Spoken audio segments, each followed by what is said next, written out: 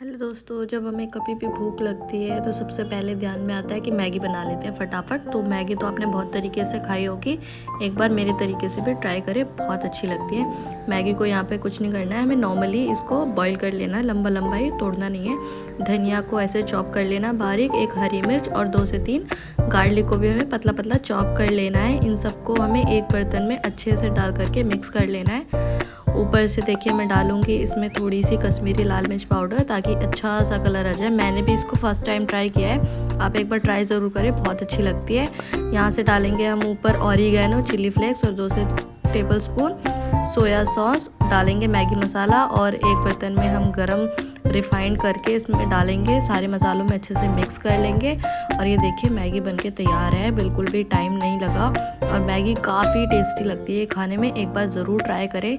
Video कैसी लगे comment में ज़रूर बताएं। Thanks for watching.